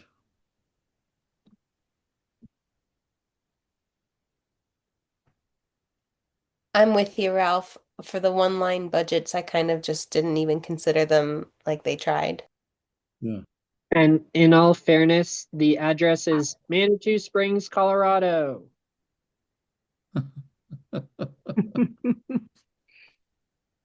Uh, I don't know where the applicant lives, but Unspecified address is a non-starter. yeah. Okay, let's try to come to a head with this. Will anybody vote for this? Say aye. If you vote against it, nay. Nay. Nay. Hey, Okay. Okay, I think we're now up to 11 grants that we've covered. Let me see what's next, because I think at some point here, we're going to hit some that would obviously be partials, and that's not really why we started at the bottom. Um, the next one is Community Music Series for Connection and Well-Being. Uh, why don't I do this? Does anybody see any grants on the list there in that vicinity of ratings that you think would be a candidate for possible rejection?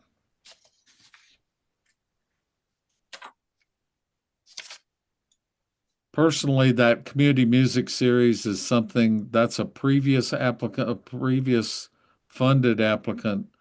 It's the woman who did some piano concerts out around the smoke brush, it's not smoke, uh, Sunwater Spa, uh, but tied to smoke brush, I think. But and she's trying to kind of broaden the scope and have more community involvement. And to me, because of the fact that she's done this for a couple of years, warranted at least a little deeper conversation. I think last year we had funded her like somewhere towards 2 grand to Yeah, like 1,200. that's And for a music series, I gave her 4K.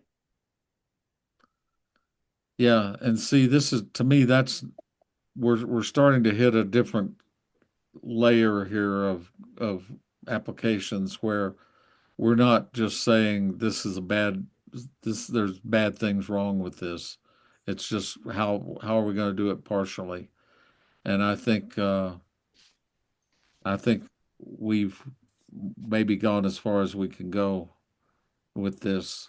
I Does agree. We're real close to the sixes scores, which would seem like a natural cutoff point yeah, for longer yes, consideration. And if we want to keep these quick, if we switch to our highest scores, we'll be able to go yes. faster. Okay, then let's why don't we reverse our field here? And we start with Art on the Avenue, which I am recused from. So I would feel better if Kenzie, if you lead this conversation. I may participate, but I would rather not lead it. I'm happy to do it if I can get unmuted again. Here we are. Um, Yeah, this one seems like year after year, when we sort for the highest all board average, this one is top of our list. I had no notes for this one. I actually I'm gonna pull it up on my personal computer, but I would be in support of considering full funding, considering it's got such a high score. Any other thoughts? So Jason here, I'll chime in on this one. I'll point out that, you know, the Art on the Avenue project far predates the creation of the Manitou Creative District and then Crane after that. I mean, this program's been in place since, I think, Ralph, you can respond to questions, right? It was the Manitou Springs Arts Council that used to govern the program. I mean, it's a long-standing, Yes. invaluable asset to the community. And so it's just a matter of who's been kind of leading the charge on it. And so, I think there's maybe nothing more valuable to the community that we consider year after year. And I will also, I think I mentioned this in a previous meeting, but I'm going to mention it one more time that uh, uh, just based on the economic climate and the nature of so many grants that are having to get partial funding, that I had suggested to Crane that the Crane board scale back their application from last year, and this is like almost right at 20% less than they asked for last year. Which is definitely appreciated.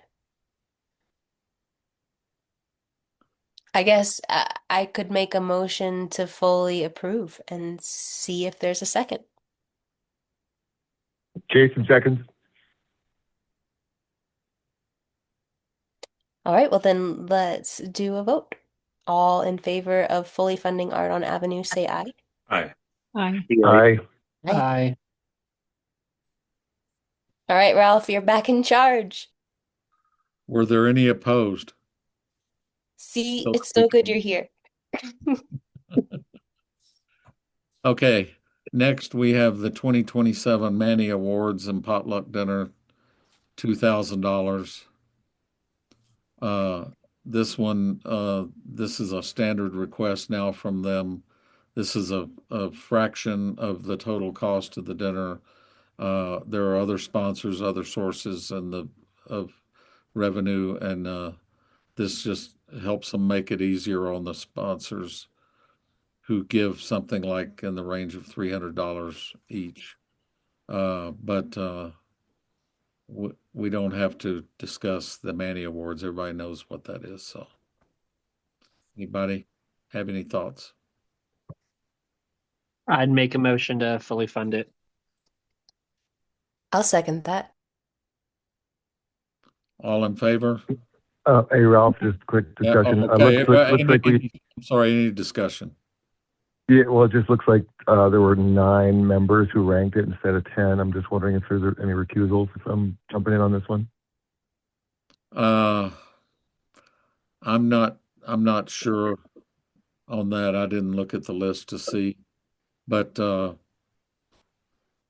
given that I'm involved on the selection committee, I'll recuse from this and let you vote. Roger that. Thanks. So all in favor of the motion, say aye. Aye. Aye. Aye. Aye. Any opposed? Thank you. Okay, next is the Pony Pollinator Garden. If I may interrupt real quick, Ralph. Yeah. On these full fund unanimous, I'm not writing anything No for notes. note. No notes. You're fine. No notes. Pony Pollinator Garden, $2,000 request. I am a late recusal on this one. I decided I didn't realize when we initially talked recusals, but it does mention one of the organizations involved in this project is an organization that I'm on a board or committee for. So, Okay. What I'm here for, Mark. I can say that there were concerns about whether the city was involved, but the city is, according to the applicant, partnering with them on this project. This is one of those city, neighborhood, whatever. And this, they're asking for funds to help. Seems pretty straightforward here. Anybody have anything negative to say about it? No, this is not like nobody cares about this detail, but I do because I live just right down the street. There actually was a house there that burned down several years ago. It has not been used as a parking lot, as they said. It's just been barren. So it's great to see that something's happening with it that's really positive like this. Wow. Thanks for that. Good to hear. Is there we don't have to do motions on all these. I can just call for a vote. All in favor of Pony Pollinator Garden, say aye. Aye. Aye. Any Aye. opposed? Good. Next on the list is Fab Lab. Fab Lab is one of the Concrete Couches events that's established and has great participation. I want to say hundreds involved. Yeah. I think it was over 500 involved the last time we checked on that one. So, and they have other sources of revenue, strong application. I gotta say too, Ralph, some of those kids are putting out some awesome stuff. Yeah. And they're really doing it. I get when I'm walking around the MAC, those kids are really putting out some cool stuff. I think it's one of the great things about Manitou. All in favor of Fab Lab, say aye. Aye. Aye. Aye. Any opposed? Okay, what is next? Music at the Commonweal Arts Festival on Labor Day weekend, $3,800. They've had requests for more in the past, and we've kind of helped them whittle down to what we really wanted to see. And the only issue that I've had, and actually Neil Minch has had the same issue, is that I think they've given a lot more credit to some of their other sponsors than to MACH for. But if I'm going to propose at some point that we come up with a banner that for events like this that could be put up, beside a stage, so that we're not just a logo on a poster. And those things can be done very cheaply. yeah, events like this also do a lot of public advertising and social media posting, and that's also a place in which they can really be acknowledging the match, the match grant. Yeah. Anybody else have any thoughts on this one? If not, all in favor of Commonweal getting the full 3,800, say aye. Aye. Aye. Aye. Aye. Any opposed? Nay. Okay. Then that would be 6-1. Okay. Next up is Manitou Monster Project, which is 3,750. Some others were rated higher and dropped down, and I didn't have this on my list, but it is an annual project that does have good involvement from kids. And I'm trying to remember what we funded it last year. I'm less prepared on this one because it was not on my initial list that I thought we'd be considering. Uh, Anybody have any thoughts on this? I'll say I was at the event when all the kids get to go and look at the artwork, and it's a packed house there, and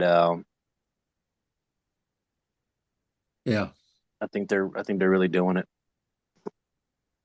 This is one of my favorite events, even just to watch on Instagram. I'm on the high end of those ratings there. yeah. Okay. All in favor of full funding for Manitou Monster Project, say aye. I Aye. Any Aye. That one is unanimous. Next, we have the 2027 Manitou Springs Carnival Parade. 6,000 request. That's actually down $500. They were requested for 2026, if I remember correctly, and I'm sure I do, 6,500. But this is our thing of allowing events that happen in the first quarter of next year to go ahead and apply now instead of being funded after the fact. Uh, Anybody need to discuss Carnival?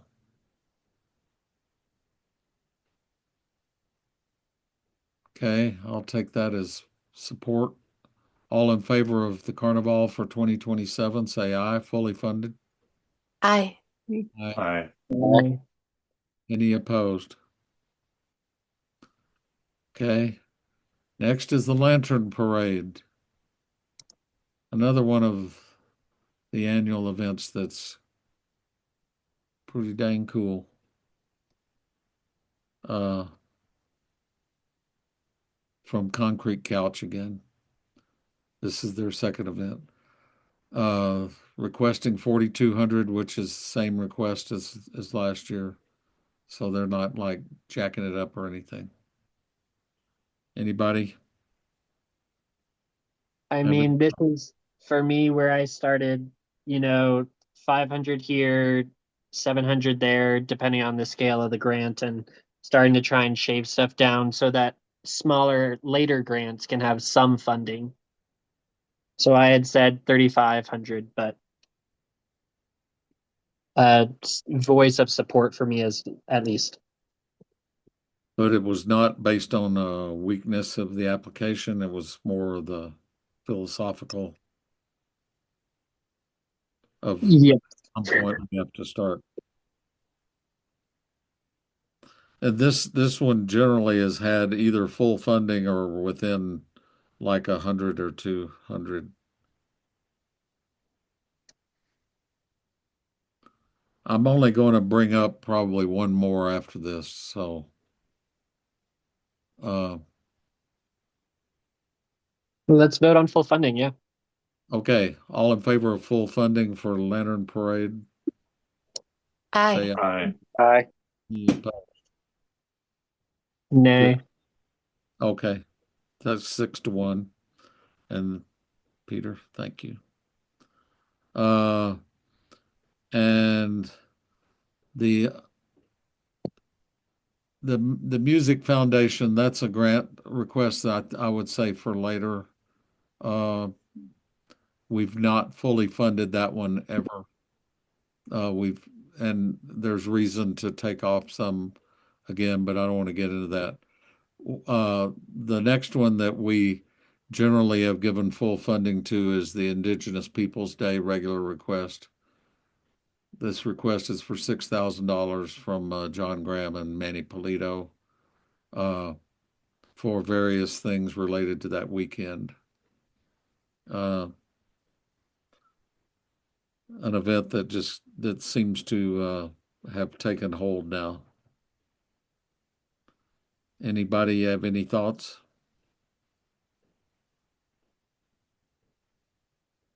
I feel like And, this is a great event in a town that has a long history of a and I'm whole glad we continent of clarified, indigenous history.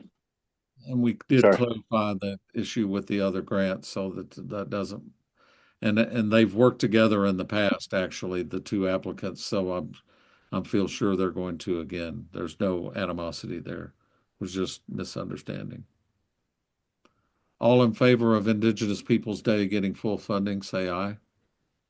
Aye. Aye. Any opposed? Okay.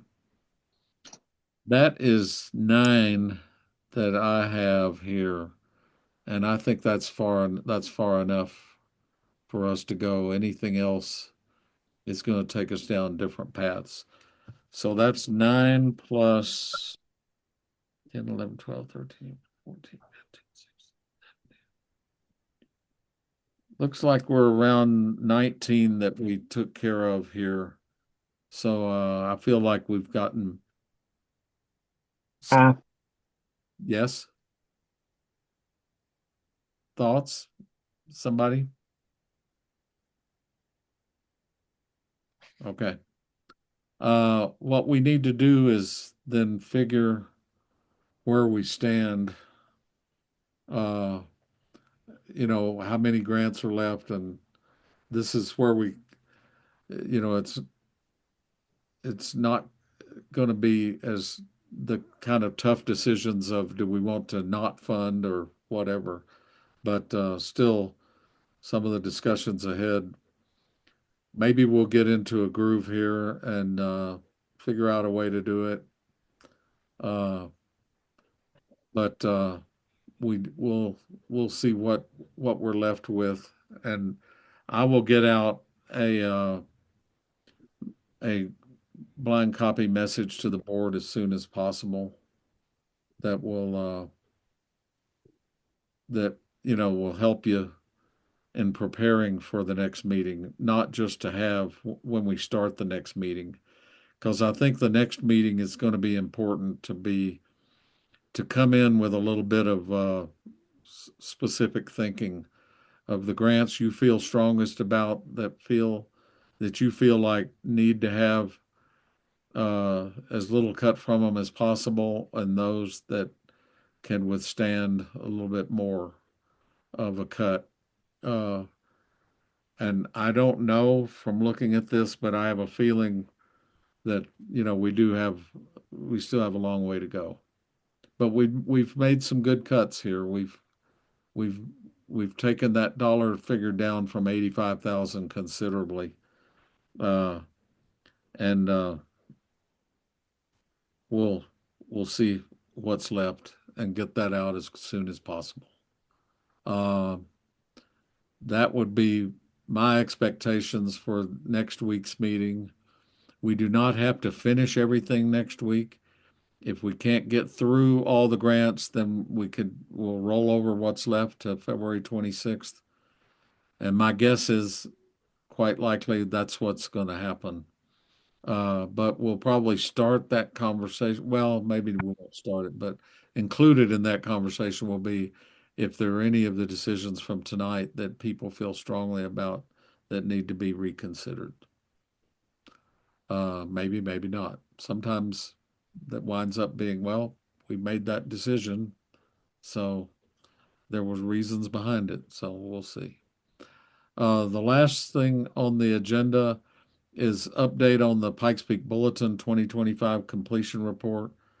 I did have contact with Warren Epstein, the board chair for the bulletin, and he sent me back a message clearly stating that they would get on it, and that he apologized for them dropping the ball on a completion report explaining how they had spent the funds that we granted last year of $7,000.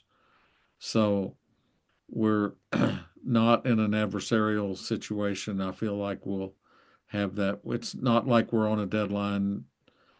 We probably wouldn't address it anyway until after we're done with these grants.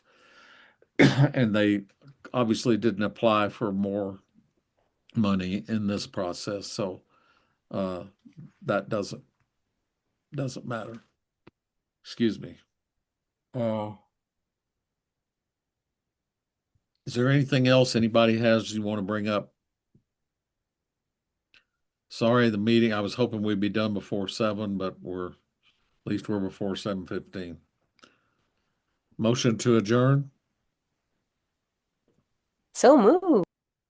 Okay, second. I I'll think second. you're all in favor. Yeah. It's 7:12 p.m. We're adjourned. Thank you. Good night. Good night, y'all. Judith, can you hang on a minute, please? Was that me? Judith? Judith. Good Yeah. night. Hey, thanks. Thank you.